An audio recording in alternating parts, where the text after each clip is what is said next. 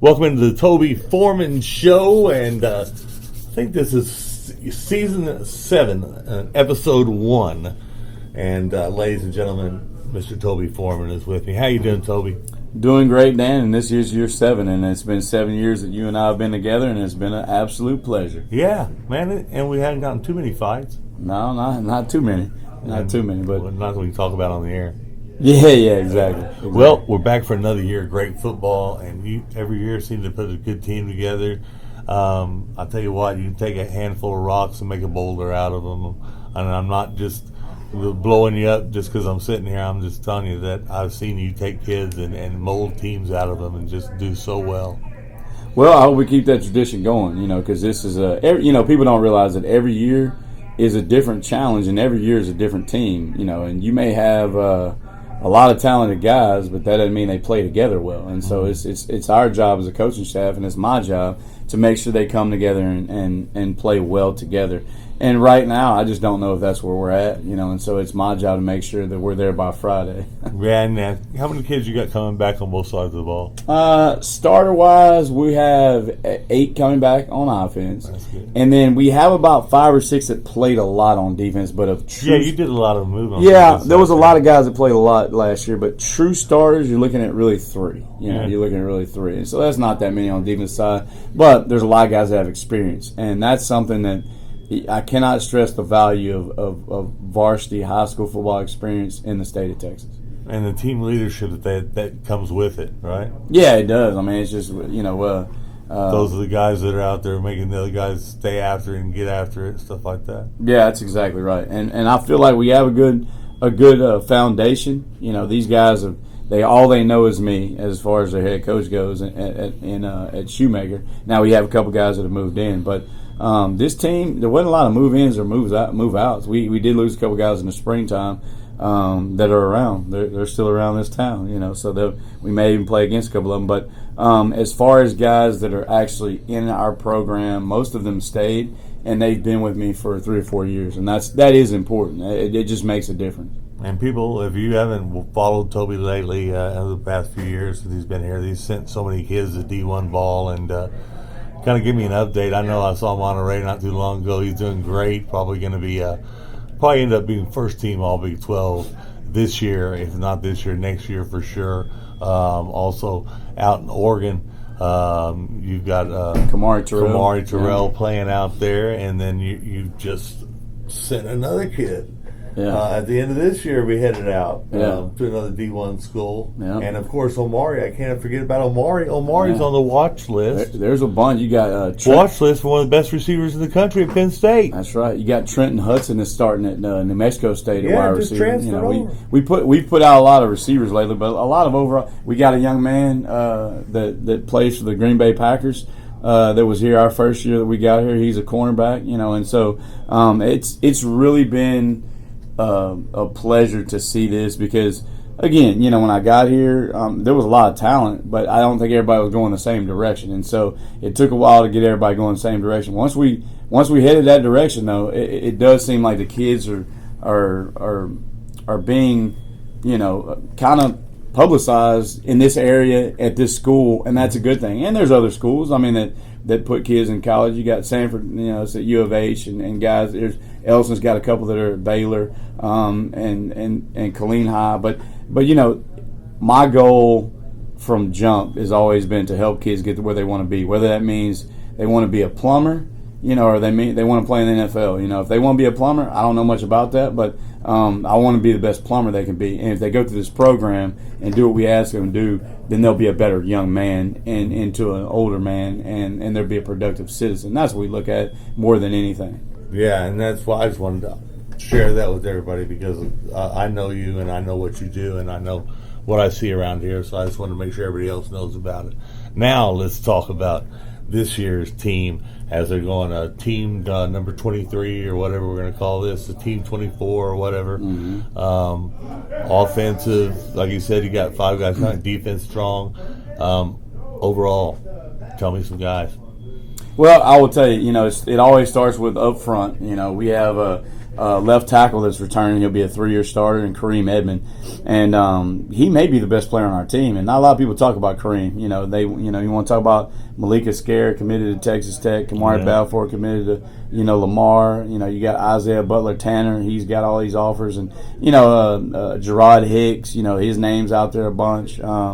We got 5 or 6 guys that do have collegiate offers right now. But Kareem Edmond may be the best football player on his team. He don't ever say a whole lot, but he talks with his play. He talks on film. You watch film on him, and he's a problem. He's strong, one of the strongest guys we have. He's aggressive, and he's a leader. And I love him to death. And through him, kind of goes our offense. Malachi Jerome, returning newcomer of the year from last year. Yeah.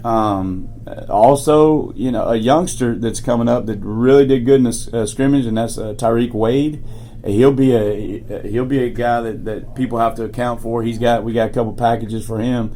I've got about 5 quarterbacks right now that I feel confident I can go into a varsity football game and win it with, and that's a great problem.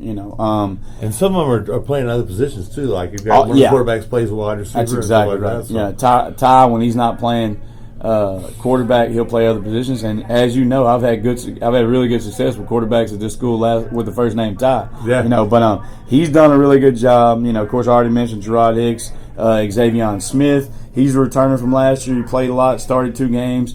Up front, we'll have a new center, Brian Martinez. He did start 1 game last year. Ironically, he started against San Angelo Central last year because Wilbert Martin was out. Connor Schultz, he's a starter returning from last year. Maurice Starr, he returns as a starter from last year. Jonathan Lyman, he returns as a starter receiver from last year. Xavier Watkins started 2 games last year on the O-line, and one of them was this game. We do have a lot of guys on the offensive side of the ball with experience coming back. Now on the defense side of the ball, it's Malika Scara. He's been a starter for off and on for 2 years. This will be year 3. Mark Stevens started some for us. Right. Josiah Riley started some for us.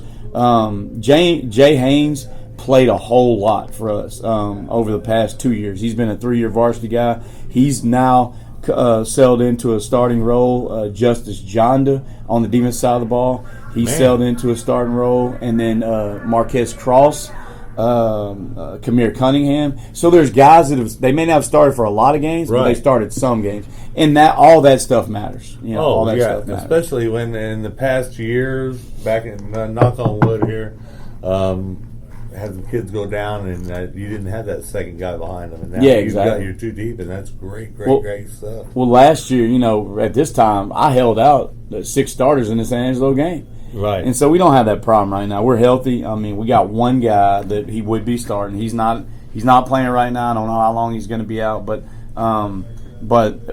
missing him does hurt. But like I said, next man up, and I believe we prepared a lot of people to participate this year and be successful. Well, you're going to head out to San Angelo. You just love driving out to San Angelo. I know it. You do it all the time, man. Well, how many years have you been going out there now? Me, this is the 4th time, but we've played them 8 consecutive years. Yeah. This will be year 7 for me, and this is the ultimate rubber match because in my series with them, because we're 3-3. I'm 3-3 against them. But Shoemaker High School has never won in San Angelo. It's never happened, and we want to try to break that streak. Friday. Well, they look like. What have you heard? They're very well. Well, we've seen them scrimmage wise. They're very well coached. They got some athletes at the skill position, and they fly to the ball and play hard. They'll block you to the whistle blows, and they'll try to tackle you until the whistle blows. And I've been impressed with their front more than anything. Their O-line, starting with number 77, Tuata. I cannot pronounce his last name. He seems to be a Samoan or Pacific Islander, but he's a returning starter, and he's a dominant offensive tackle. He does a really, really good job, as well as number 52, Braylon Roundtree. He's a returning starter from last year. Now at quarterback, they use multiple quarterbacks. Number 7,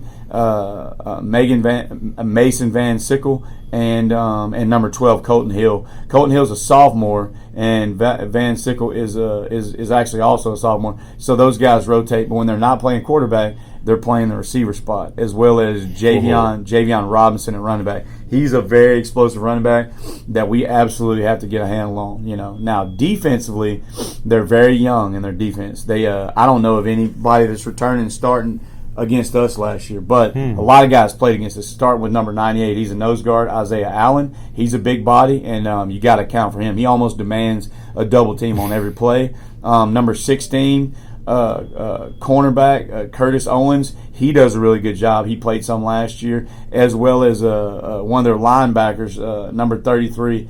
Abel Ramirez. So like I said, they've got guys that really stand out on film, and I'm impressed with. We just don't know a lot about their defensive players because they're pretty new. A lot of them, I think, either played JV last year, or they were in the backup role, or they were on the freshman team. So they have 11 sophomores up on their varsity and 50 total people on the roster. We have 10 total sophomores up on our varsity with 47 people on the roster. So no excuses in school sizes. They're 6A, we're 5A, but that don't matter. You know, it'll matter on game time at 7 o'clock. In San Angelo.